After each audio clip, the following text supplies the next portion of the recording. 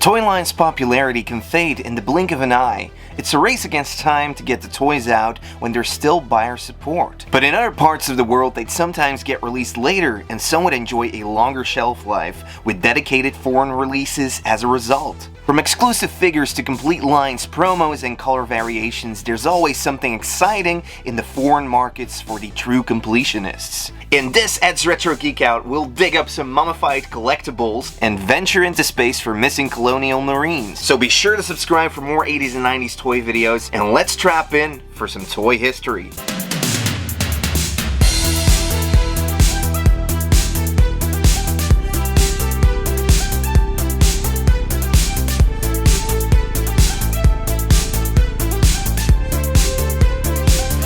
The year was 1995, Power Rangers were all the rage, and the question on everyone's mind was which team of heroes could be next. As a toy company, if matched with the right craze, you could have another cash cow on your hands. Like so many crazes in the 90s, from dinosaurs to ninjas, even mummy mania was a thing. Or it could be the next thing. At least that's the idea that sparked when DIC Productions president Andy Haywards visited the Egyptian mummy collection at the British Museum during a family holiday. He couldn't help but notice how crazy his kids went over the mummies, and resurrecting them into plastic could turn a profit. He teamed up with Ivan Reitman, who was a producer on Ghostbusters the cartoon, and in 1996 they targeted their idea into a boys action figure line accompanied by an action-adventure series for kids from 4 to 10. But who would make these toys? The master toy license was taken by Hasbro in 1996, only 11 months before the cartoon would go live. This, along with multiple licenses for footwear, party goods, VHSs, t-shirts, all set in place, would surely bring them everything they needed to be successful. To announce the cartoon, they even did a promotional campaign in the form of a mall tour, going across 20 malls where they would set up a pyramid that kids can visit and see the mummy sarcophagi. They'd get a gift and be all into this new toy line that would sweep the nation into mummy mania. Sure, there was a newfound interest in some mummy stuff, with Universal re-releasing their classic horror movies, but for Playmates, Monster Force ended up bombing. I remember seeing the cartoon as a kid, but never saw any of the toys in store, even though they shipped the first wave all over the world, and a load of merchandising was thrown around as well.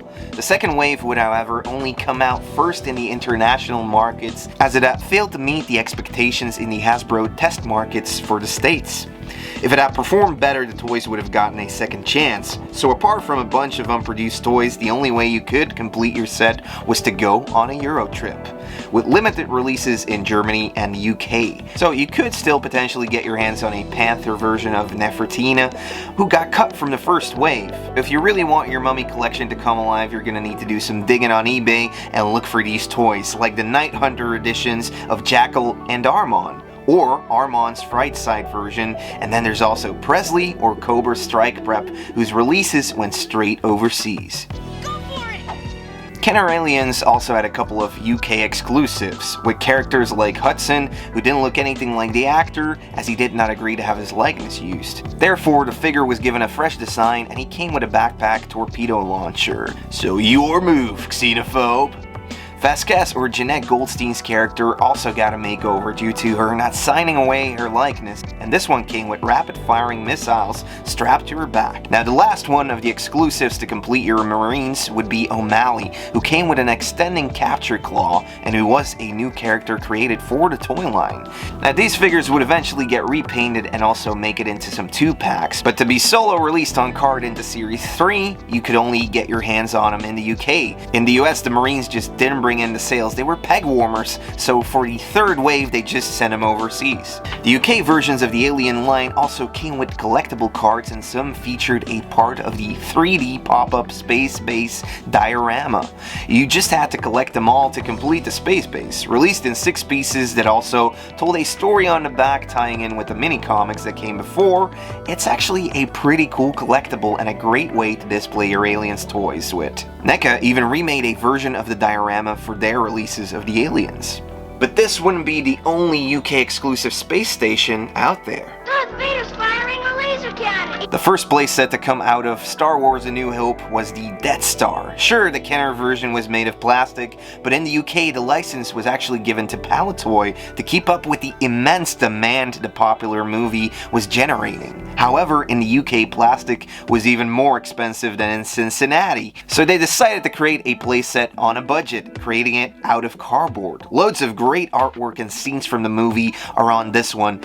On the aftermarket, where it once was just a couple quid, the 2-floor hemisphere now fetches a lot more. Due to the cardboard and the little plastic accessories, it does break easily, but it does allow you to play with it all around, and you could also get a lot of room to pop your figures in. Nowadays, it's considered a grail for collectors, and there's also some more variations for other released toys by the Palitoy designers. But which one of these two Death Stars would you have liked for your Christmas in the 70s? Now, Palitoy would also continue to create playsets for Action Force, mainly out of cardboard, creating even more UK exclusive oddities for Joe fans. But you wouldn't always have to change a toy completely or get new molds to release exclusively.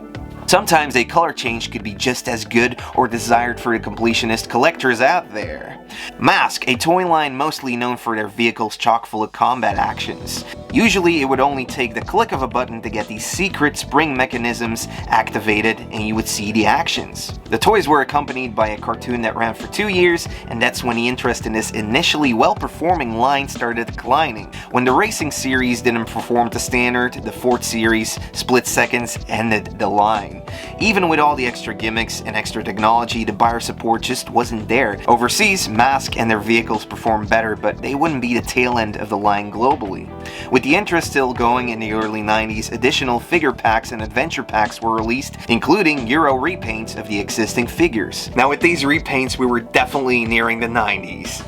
With bright neon Euro repaints, 2 packs being released to France and Germany, and adventure packs like Glider Strike, Arctic Assault, Racing Arena, or Sea Attack. So if you really want to own all of the figures in their different outfits, you have about 16 more packs to collect for. Although me personally, I would have rather seen more inventive Mask vehicles in the Euro exclusive roster. Now even the smallest yet mightiest of action figures got a localized repaint. Originating from Bluebird's Toys in the UK, Mighty Max had taken the boys action figure market by storm in 1992. So when you can't get them out fast enough, you repaint them and throw them into a deluxe package. Now these toys weren't exclusive because they weren't wanted in the USA, they were just so damn popular already overseas they couldn't keep up with the demand. And special thanks to Ariel TMNT and Unpunched on YouTube for pointing out these exclusives to me. Exclusives like the gold and purple variants of Stinx, Scorpio, and Battle Conqueror in the Clash of the Titans set. Sharing the same color scheme with the red accents really brings this set together. Another multi-pack is called Triple Horror. Here we get a silver color variant of Wolfship 7 with green and blue accents. Also, the Lord Lupor and Lieutenant were recolored to black.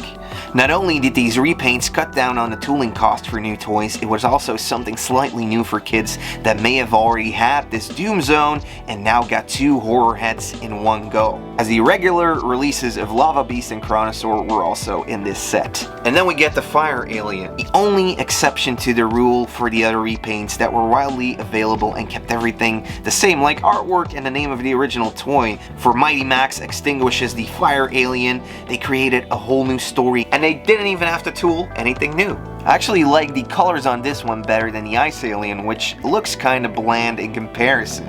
The red pops out when you open up the black colored playset. It's got red and green accents, and popping out you can see the newly named Pyrosaurus, who has gotten a green slime-like makeover. It would also be added into another 4-pack called the Mega Horror Set, depicted in the artwork with the new colors alongside the regular versions of Escapes from Skull Dungeon, Carbon Dreadhead, and Mighty Max against Droid Invader. In my opinion, Mighty Max extinguishes the Fire Alien is where a repaint really made the toy better. Bluebird Toys would max out the tooling cost for this mighty toy line and combine more playsets into gift sets, but these are the ones that I found to be released outside of the US, and they're just a little more rare. Right you are, my Planeteers. To the crystal chamber at once. The Planeteers had one more villain variant to look out for in Europe, as Duke Nukem got an extra re-release, one that would tie in nicely with his representation on the cartoon. This eco-villain thrives on radiation and toxic waste materials. With powers like radiation generation, he always gives Captain Planet a hard time. So in this exclusive by Tiger Toys, you could get him with his iconic yellow skin sporting a Hawaiian shirt and with his radiation bar. And if you just add a battery, you will allow the bar and parts of his face to light up. Come to think of it, they look a lot like the Laser Light Skeletor and He-Man, which were also Euro exclusives. Now, of course, we all know the regular release of Duke Nukem way better, where he's one of the action figures best known for his glow-in-the-dark gimmick. But we'll talk more about glow-in-the-dark in the next episode. Got any more international exclusives you're on the lookout for, please leave them in the comments down below. As you can probably tell, we're still mapping out all the international variations on these toy lines. Be sure to subscribe for more toy history videos, and don't forget to hit the bell notification so you don't miss out on any new ones. If you'd like to help the channel, you can always leave a like on the video, and if you'd like to do more, you can always support me on Patreon or get a t-shirt in the Teespring link down below. Thanks so much for watching. Until next time, toy fans.